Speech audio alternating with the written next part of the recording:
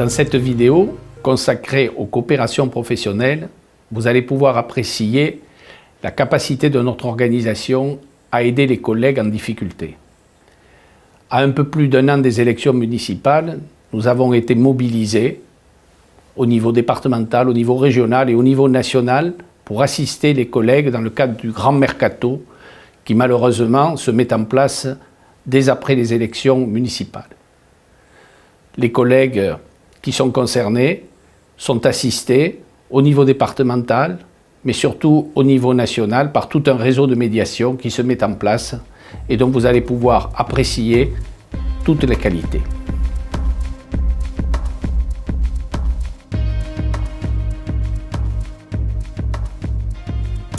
Bonjour à tous et à toutes et bienvenue à la chaîne du SNDGCT.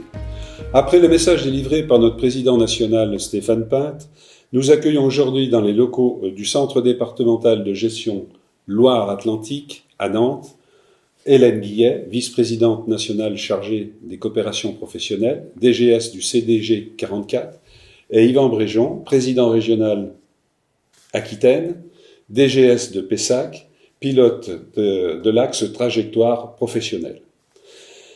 Nous venons de traverser une période difficile, hors norme, durant lesquelles les directions générales ont été mises à rude épreuve. Le SNDG, depuis de nombreuses années, agit et soutient les collègues en difficulté. Cette année, tout spécifiquement, cet axe prend un sens important. Alors, nous allons voir et aborder ensemble les différentes questions ayant trait à ce sujet. Hélène, de quelle manière décris-tu le post-électoral 2020 ? Les élections municipales sont toujours des moments assez spécifiques dans la vie territoriale. Et on parle des municipales, mais dans quelques semaines, ce sont les départementales et les régionales qui se produiront avec les mêmes effets. On a un certain nombre d'éléments qui sont induits par les élections et avec un spectre assez large qui va des nouveaux équilibres à trouver en passant par les incertitudes ponctuelles ou durables jusqu'à parfois des émotions très fortes de douleurs ressenties par l'ensemble des collègues qui sont concernés par ces temps forts.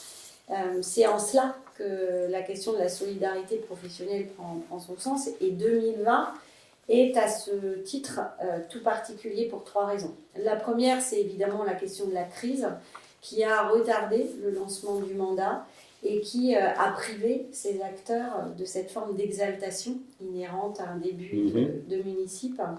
Le deuxième point, c'est l'état d'esprit avec des perturbations assez fortes, des désordres voire même psychiques qui sont constatés et avec une forme d'épuisement ressenti par toutes les parties prenantes. Et enfin, le troisième élément qui caractérise ce post-municipal de 2020, c'est l'incertitude liée à une crise dont on n'est pas encore complètement sorti. Les incertitudes sur soi, sur son devenir, les incertitudes sur les cohésions d'équipe, sur ce que ce mandat va pouvoir faire. C'est au cœur de ça que se trouvent les directions générales, les DGS, les DGA. C'est aussi tout le sens de l'action de la coopération professionnelle, de la vice-présidence coopération professionnelle, pour, en toute humilité, évidemment, tenter de soutenir le mercato, accompagner les trajectoires professionnelles, soutenir les collègues en difficulté et travailler avec les acteurs locaux au plus près des territoires. Le syndicat porte-t-il des actions particulières ? Oui, alors nous organisons nos interventions autour de trois axes. La sensibilisation sur les enjeux de mobilité, la formation avec les parcours individualisés et puis la structuration de partenariats, d'accompagnement et de soutien.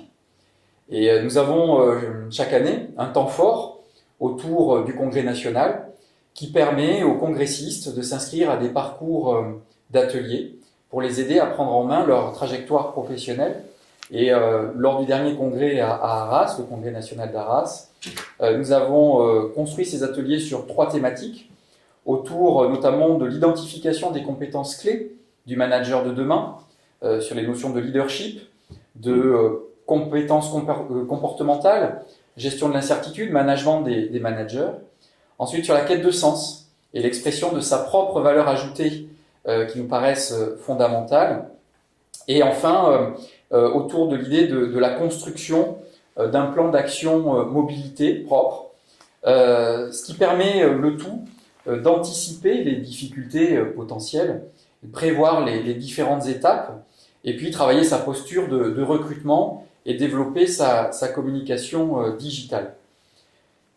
Ce qui nous permet de dire que depuis 2 ans, la vice-présidence coopération professionnelle contribue au développement de l'image de modernité du SNDG-CT et de ses adhérents, en renforçant la professionnalisation individuelle et collective et en aidant à la prise de conscience des besoins d'évolution personnelle et de management de carrière.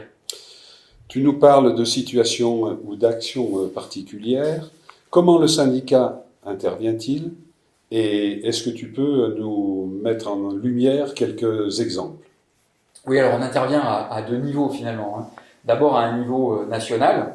Depuis 2 ans, la vice-présidence coopération professionnelle a développé et multiplié des contacts, les partenariats, les outils à mettre à disposition des adhérents, avec toujours cette idée en toile de fond de maîtriser sa trajectoire professionnelle et se préparer à toutes les hypothèses afin de ne pas les subir, en structurant notamment des partenariats avec des cabinets nationaux de conseil ou de recrutement. Et puis aussi en développant un partenariat avec Randstad qui nous a permis de développer un outil spécifiquement dédié aux directions générales, construit avec les DGS et des DGA, destiné à les accompagner dans leur réflexion et leur démarche de mobilité.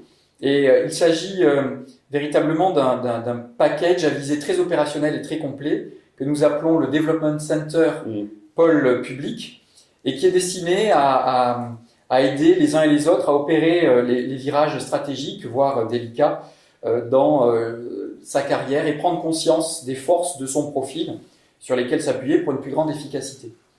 Et ensuite, le deuxième niveau, il est régional, évidemment, avec un certain nombre de relais pris en région pour accompagner les collègues en difficulté. Me viennent à l'esprit les initiatives en Île-de-France, en Normandie, en Occitanie, en Rhône-Alpes, où les collègues développent là aussi des partenariats avec des cabinets nationaux et locaux pour organiser des ateliers qui permettent de préparer des entretiens d'embauche, par exemple, en vue d'une future mobilité. Et puis, des partenariats aussi avec le CNFPT, qui est un acteur majeur, évidemment, de la mobilité professionnelle des DG et des DGA. Puis je terminerai par un petit clin d'œil à l'Aquitaine et à Karine Longuève, la présidente départementale Gironde, qui, elle, a développé des outils sur les réseaux sociaux afin d'éviter que les collègues en difficulté se retrouvent dans une forme de solitude et puissent accéder à de l'information et partager, discuter avec d'autres collègues de façon à justement casser cette éventuelle solitude. Alors on parle d'actions particulières, on parle d'initiatives prises par les régions. Est-ce que ces initiatives sont-elles bien utilisées par nos adhérents? Eh bien oui, elles sont bien utilisées. Elles sont très bien utilisées et au-delà du déclaratif que vient de présenter de manière assez détaillée Yvan, on a 3 autres axes qui sont développés au sein de la vice-présidence coopération professionnelle. Donc il y a 4 axes, trajectoire professionnelle, à la fois avec les actions nationales et locales. On a des statistiques aussi sur les 2 axes que sont le conseil juridique, le contentieux et les accompagnements solidarité pour toutes les étapes un peu plus complexes en termes de négociation, entretien, de fin de détachement professionnel. Donc là, on est sur des éléments qui sont très sollicitants de la part de nos adhérents. Et on a un 4e axe qui est un axe autour des réseaux professionnels que nous travaillons, qui est en émergence, autour des partenariats que nous pouvons nouer avec les acteurs locaux, tant les centres de gestion que les associations d'élus, que d'autres parties prenantes sur le territoire. Y aura-t-il d'autres initiatives? Comment est envisagée la suite? Alors d'autres initiatives, oui évidemment, puisque l'idée c'est à la fois de capitaliser sur ce qui fait notre ADN depuis très longtemps à l'échelle du syndicat et de ce qui constitue le socle de la vice-présidence coopération professionnelle, c'est-à-dire cette solidarité. Et en même temps, l'idée c'est aussi de faire émerger de nouvelles réponses aux besoins exprimés par les adhérents. Donc on a besoin de ces retours de propositions, d'idées, ces sollicitations pour à la fois compléter, améliorer nos outils et puis développer de nouvelles propositions. Et évidemment, de manière très concrète et à plus court terme, c'est Territorialis 2021 qui fera le pont entre ce que nous avons proposé en 2019 à Arras et ce qui se passera en 2022. Bien, Yvan, un dernier message, et un message particulier aux adhérents DGS et aux collègues DGS. Je dirais, tout au long de notre carrière, il est nécessaire de prendre un temps pour comprendre l'importance du travail sur son identité professionnelle, de mesurer ses ressources individuelles, puis amplifier ses aptitudes, ses compétences. Et les ateliers dont je parlais précédemment lors du congrès de Metz doivent servir à ça. Et donc je leur dirais, venez à Metz. Hélène, allez, un dernier message. Alors, rejoignez-nous, je ne peux qu'insister sur ce message. Rejoignez-nous. Et puis plus globalement, j'ai envie d'insister sur un point fort. On entend souvent les directions générales évoquer le sentiment d'isolement, voire la solitude dans laquelle les uns, les unes, les autres se sentent ou se perçoivent. Il y a plein de mains tendues en région, en local. Il y a plein de mains disponibles aussi à l'échelle nationale. Donc il suffit de s'en saisir. Le message va passer, j'en suis sûr. Bien, merci Hélène, merci Yvan pour cet échange qui devrait inciter les collègues, bien entendu, à s'inscrire à Territorialis et à participer activement aux ateliers. Membres de direction générale, dirigeants territoriaux, partenaires, exposants, le SNDGCT vous donne rendez-vous à Metz, en terre lorraine, au Palais des Congrès Robert Schuman, les 14, 15 et 16 octobre 2021. Les inscriptions à Territorialis sont ouvertes dès à présent, mais en attendant, portez-vous bien.